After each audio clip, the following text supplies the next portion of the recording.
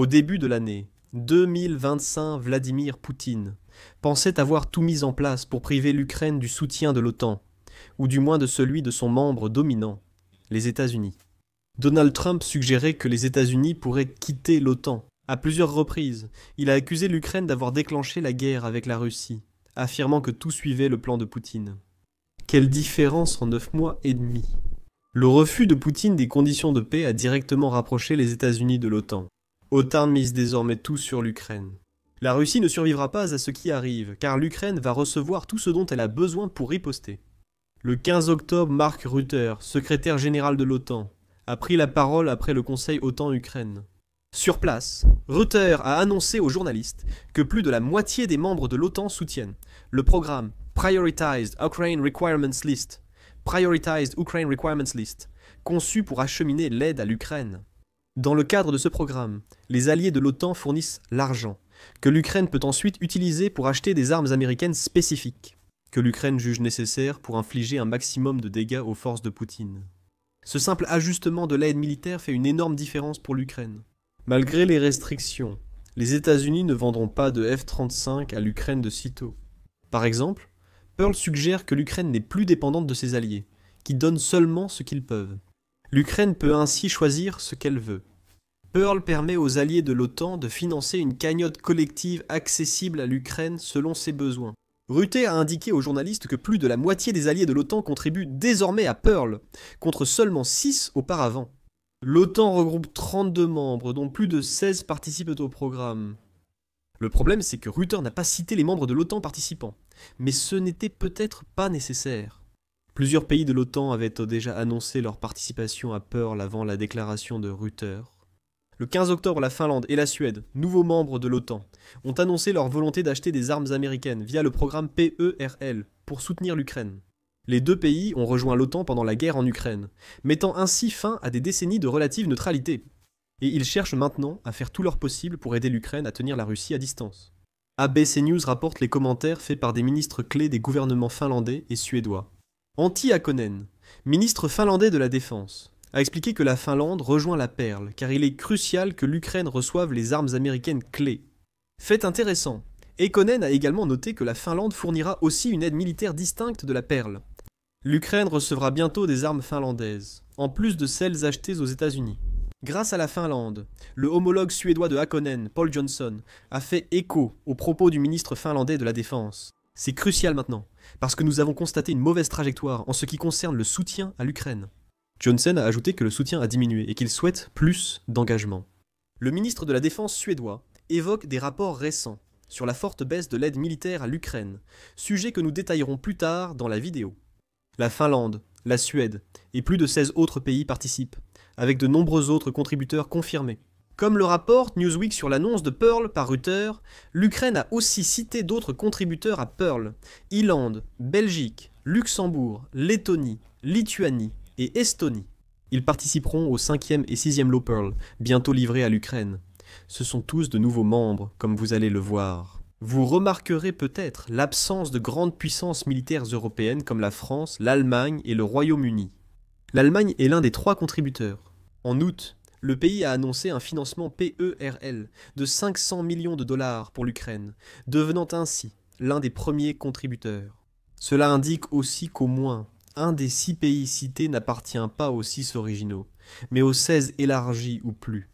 La France et le Royaume-Uni, seules autres puissances nucléaires de l'OTAN hors États-Unis, n'avaient pas encore contribué à Pearl.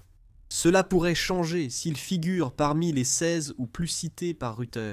Pour les 6 pays cités par Rutte, l'Allemagne a déjà été évoquée. Parmi les anciens contributeurs à Pearl figurent les Pays-Bas, pionniers du programme. Ils ont versé 578 millions de dollars pour créer le premier paquet Pearl. Le Danemark, la Suède et la Norvège ont réuni 495 millions de dollars pour le second paquet. L'Allemagne et le Canada ont chacun apporté 500 millions de dollars pour le troisième paquet, rejoignant ainsi le groupe initial de 6. Plus de 2 milliards de dollars ont été apportés par 6 nations. Avec presque 3 fois plus dans Pearl, l'Ukraine vise plusieurs milliards supplémentaires. Oui, les États-Unis font partie de Pearl car ils fournissent les armes achetées par ce biais. Cependant, il ne semble pas avoir dépensé son propre argent pour ces armes, du moins dans le cadre du programme. Le secrétaire à la guerre des États-Unis, Pete Hegseth, anciennement secrétaire à la défense, a aussi estimé que l'expansion de Pearl pourrait fortement influer sur la guerre en Ukraine. Nous attendons aujourd'hui que plus de pays fassent des dons et achètent davantage pour donner à l'Ukraine les moyens de conclure ce conflit pacifiquement. Newsweek rapporte que Hegseth a déclaré « Cela reflète l'approche de paix par la force qu'il privilégie. Si l'expansion de Pearl réussit, l'Ukraine va recevoir beaucoup de puissance. On peut alors se demander quel système l'Ukraine va acquérir. Merci aux nouveaux contributeurs de Pearl. Il n'existe pas de réponse concrète à cette question. Nous pouvons supposer en fonction des armes que l'Ukraine a déjà indiquées comme nécessaires. Nous savons que les contributions précédentes de Pearl ont permis à l'Ukraine d'obtenir des missiles intercepteurs qu'elle peut utiliser dans ses systèmes de défense aérienne Patriot, ainsi que des missiles qu'elle peut tirer depuis ses High Mobility Artillery Rocket System. D'autres contributions pourraient permettre d'acheter plus de missiles et les systèmes de lancement nécessaires. Cependant, l'Ukraine a encore besoin d'autres armes. Le ministre de la Défense, Denis Chmyhal, a expliqué cela sur Facebook le 15 octobre après l'annonce de Reuters. En plus de remercier les nouveaux contributeurs de Pearl, Chmyhal a mentionné les munitions de défense aérienne. Pour les autres systèmes, cet hiver, nous aurons un besoin urgent d'intercepteurs, de défense aérienne et de missiles sol-air pour Norwegian Advanced Surface to Air, Missile System, Infra, Red Imaging, System, Tail, Shot Thrust, Vector, Controlled, F-16, etc. Note, le ministre de la Défense ukrainien. L'hiver n'est qu'à 1 mois et demi. Peut-être que ce commentaire à lui seul nous montre où ira tout nouvel afflux d'argent de Pearl. Chmyhal a aussi souligné que l'Ukraine doit investir davantage dans son armée de drones grandissante et obtenir un maximum de systèmes d'artillerie et d'obus. Nous insistons sur un besoin principal de plus de 4 milliards de dollars. En 2026, nous pourrons produire 20 millions de drones si nos partenaires financent le projet. Chmyhal a indiqué sur Facebook que nos drones et missiles longue portée permettent une réponse asymétrique aux frappes russes. Il souligne que la capacité de fabrication de drones de l'Ukraine diffère du nombre réel de drones produits chaque année. L'Ukraine peut en fabriquer plus qu'elle n'en fabrique actuellement, mais elle n'a pas les fonds nécessaires pour le faire. Le président ukrainien, Volodymyr Zelensky, a fait un point similaire en juin dernier. Business Insider indique que Zelensky estime que l'Ukraine pourrait produire 8 millions de drones par an avec plus de financement. Les chiffres divergent. Zelensky évoque 8 millions par an, Chmyhal 20 millions. Le ministre de la Défense ukrainien n'affirme pas produire 21 millions de drones par an. Il évoque peut-être un chiffre atteignable sur plusieurs années. Le message reste le même. Pearl pourrait aider l'Ukraine à fabriquer plus de drones, peut-être avec l'aide des États-Unis. Chmyhal affirme que l'Ukraine a besoin de plus d'obus d'artillerie longue portée, ajoutant ce point en post-scriptum. Le ministre de la Défense ukrainien précise que les alliés européens disposent d'autres moyens que Pearl pour aider l'Ukraine, et que ces aides seront déterminantes. Nous sollicitons nos partenaires pour financer 60 milliards de dollars, soit la moitié du budget prévu. Idéalement, les partenaires européens devraient consacrer au moins 0,25% de leur produit intérieur brut à l'aide militaire à l'Ukraine. Autre option, un prêt financé par les avoirs russes gelés. Chmyhal a déclaré cela avant de remercier à nouveau les nations de l'OTAN qui ont renforcé Pearl. Cette demande peut paraître excessive, mais elle se justifie car l'Ukraine développe son industrie de défense. En septembre, près de 60% des armes utilisées par l'Ukraine dans sa guerre contre la Russie sont des soldats et d'autres équipements. Chmyhal pourrait inciter les membres européens de l'OTAN à regarder vers l'avenir ici. Aider l'Ukraine maintenant, alors que son budget de défense explose, pourrait être considéré comme un investissement. Si l'Ukraine l'emporte contre la Russie, ce sera en partie grâce à sa puissante industrie de défense, capable ensuite de fournir ses alliés européens après la guerre. Investissez pour battre la Russie aujourd'hui et renforcer la défense collective contre ses agressions futures. Il y a une arme potentielle de Pearl dont nous n'avons pas encore parlé, une arme à laquelle beaucoup de gens pensent. De nombreux indices suggèrent que les États-Unis pourraient les fournir à l'Ukraine pour punir le refus de Poutine d'accepter la paix. Selon RBC Ukraine, c'est une arme au sujet de laquelle Trump a déclaré qu'une décision avait déjà été prise en pratique. C'est aussi une arme qui a poussé le Kremlin à crier que son introduction dans la guerre porterait un coup majeur à la relation entre les États-Unis et la Russie. Cette arme, ce sont les missiles Tomahawk. Et en tant qu'arme fabriquée aux États-Unis, l'Ukraine pourrait théoriquement acheter ces missiles via le programme Pearl, à condition que les États-Unis lui en donnent l'autorisation. Aucune décision finale n'a été prise, même si certains restent confiants que les États-Unis donneront leur feu vert. Trump s'est contenté de déclarations vagues, comme « peut-être » ou « il se pourrait », en public. Selon RBC Ukraine, la décision serait déjà prise. La réaction de la Russie, alliée aux propos de Zelensky sur l'arrivée des Tomahawks, indique qu'une décision a été prise en faveur de l'Ukraine. Si c'est le cas, les Tomahawks pourraient changer la donne, surtout en ce qui concerne l'efficacité de la campagne à longue portée de l'Ukraine contre les infrastructures énergétiques russes. Selon la British Broadcasting Corporation, ces puissants missiles sont capables de parcourir jusqu'à 2400 km. Moscou serait à portée si l'Ukraine attaquait directement la capitale russe. Ces missiles polyvalents peuvent être lancés depuis des navires, sous-marins ou la terre, mais l'Ukraine n'utilise sans doute pas les deux premières options, vu la faiblesse de sa marine. À environ 25 millions de dollars par missile selon le New York Times, les Tomahawks resteraient abordables pour Pearl. Surtout maintenant que le programme compte plus de 16 membres. Nous devons attendre la décision finale des États-Unis sur ces missiles. Même sans recevoir plus de Tomahawk, l'annonce de Reuters montre que l'Ukraine a obtenu ce qu'elle voulait depuis la création de Pearl. Plus de membres. Peu avant le Conseil Ukraine-OTAN ayant abouti à l'annonce de nouveaux membres de Pearl, le Kiev Post a rapporté que Reuters voulait inciter les alliés de l'OTAN à rejoindre l'initiative lors de la réunion. Nous allons notamment parler du nouveau programme lancé en août. Programme par lequel les États-Unis reprennent leur soutien militaire, létal et non létal, à l'Ukraine, financé par les Alliés. 2 milliards ont déjà été engagés pour le Conseil. Je pense aussi que beaucoup d'autres pays nous rejoindront. Rutte avait raison.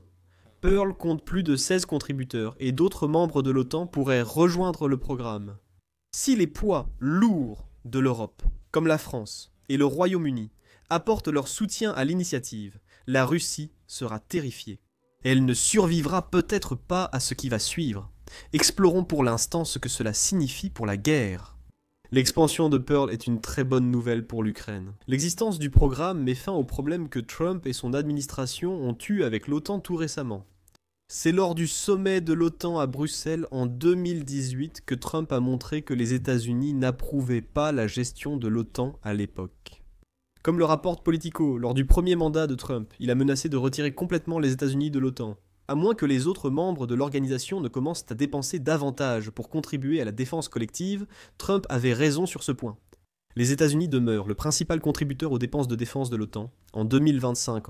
Cependant, l'écart entre ces dépenses et celles du reste de l'OTAN était énorme jusqu'à tout récemment. Cela est mis en évidence par un article du Atlantic Council de juillet 2024 qui révèle: la plupart des membres de l'OTAN n'atteignaient pas l'objectif de 2% du produit intérieur brut consacré à la défense. Un an avant l'invasion de l'Ukraine par Vladimir Poutine, seule la Pologne, les États-Unis, la Grèce et la Lettonie atteignaient ou dépassaient les 2%, la Lituanie étant juste à la limite. Les autres étaient bien en dessous de ce seuil, ce qui mettait Donald Trump en colère. Trump a continué à pousser pour plus de dépenses de l'OTAN lors de son second mandat débuté en 2025. À ce moment, le Conseil de l'Atlantique indique que 23 pays de l'OTAN atteignaient ou dépassaient 2% du produit intérieur brut. Mais Donald Trump voulait davantage et l'a obtenu. Le 27 août, l'OTAN a annoncé un nouvel objectif: consacrer 5% du produit intérieur brut de chaque membre à la défense. Les États-Unis de Donald Trump, satisfaits de l'équité des dépenses à l'OTAN, semblent prêts à collaborer de nouveau avec l'organisation pour soutenir l'Ukraine. Pearl est le principal moyen utilisé par les États-Unis. Pour Vladimir Poutine, le retour des États-Unis dans le giron de l'OTAN est une très mauvaise nouvelle pour une grande partie de l'année 2025. Vladimir Poutine pensait pouvoir diviser l'OTAN au point de la rendre inactive en Ukraine, établir une relation plus étroite avec les États-Unis, ce qui aurait pu permettre à Vladimir Poutine de murmurer des paroles mielleuses à l'oreille de Donald Trump et de le convaincre que quitter l'OTAN était la bonne décision, semblait faire partie du plan. Mais Poutine a surestimé sa position aux négociations de paix. Et l'annonce de Rutte montre que l'OTAN est désormais unie contre l'agression russe en Ukraine. Les États-Unis, en tant que nation individuelle, semblent également soutenir l'Ukraine, à un degré qu'ils n'avaient jamais atteint à aucun autre moment du second mandat de Donald Trump en tant que président. Ces derniers mois, Donald Trump a menacé la Russie de sanctions, même s'il n'est pas allé jusqu'au bout de ses menaces. La question des Tomahawks, que nous avons évoquée plus tôt, est un autre exemple de l'utilisation par les États-Unis de leur influence considérable pour tenter de ramener Vladimir Poutine à la table des négociations. Les États-Unis utilisent dans le refus russe que l'Ukraine ait des missiles Tomahawk comme levier de pression. Les menaces américaines contre la Russie, illustrées par le soutien à l'Ukraine, ont été proférées le jour de l'annonce de l'extension de Pearl par Reuters. Dans le même discours, Il a soutenu Pearl et exhorté les membres européens de l'OTAN à augmenter leurs dépenses. Hegseth a déclaré que les États-Unis étaient prêts à imposer des coûts à la Russie pour son agression continue si la guerre ne se terminait pas. Tout cela sera de la musique aux oreilles de l'Ukraine. Le soutien direct des États-Unis à travers le programme Pearl permet à l'Ukraine de ne plus craindre les fluctuations de sa relation avec l'Amérique au début de 2025. Cependant, des problèmes subsistent. Certains soulignent que Pearl profite aux États-Unis, bien qu'ils soutiennent l'Ukraine. Ils auront raison dans une certaine mesure. Dans le cadre du programme Pearl, les États-Unis sont essentiellement payés pour envoyer des armes à l'Ukraine, cet argent provenant des alliés européens de l'Ukraine. C'est un compromis, permettant aux États-Unis d'envoyer les armes que la Russie redoute sans puiser dans leurs fonds. C'est une excellente affaire pour les États-Unis, et pour l'OTAN, un accord qui renforce les liens entre ses membres, pour un pays qui semblait autrefois sur le point de se retirer de l'organisation. Un autre souci, même avec Pearl, l'Ukraine manque encore de fonds. Mial l'a précisé sur Facebook. Et c'est un fait que l'Ukraine a reçu moins d'aide militaire cet été qu'à n'importe quel autre moment, en 2025. L'Institut Kiel, qui suit l'aide à l'Ukraine, l'a signalé dans un article du 14 octobre. Il a signalé que l'aide militaire a chuté de 43% en juillet et août par rapport au premier semestre 2025. L'aide civile demeure élevée selon la publication, possiblement parce que les membres européens de l'OTAN ont épuisé leur stock de réserve. Cela complique leur tâche pour en fournir plus tout en maintenant leur force. Quoi qu'il en soit, l'aide militaire a diminué. Pearl contribuera en partie à résoudre ce problème. Et avec plus de 16 contributeurs, l'Ukraine envisage un avenir où les armes américaines spécifiques dont elle a besoin pour faire face à la Russie seront à sa portée. Rien ne s'est passé comme prévu pour Poutine. Mais selon le Kremlin, les pertes catastrophiques subies par la Russie en Ukraine font partie du plan. Découvrez ces pertes et pourquoi la Russie semble les accepter dans notre vidéo. Si vous avez aimé cette vidéo, abonnez-vous à The Military Show pour plus de reportages sur les actions récentes de l'OTAN contre la Russie. Merci de nous avoir suivis.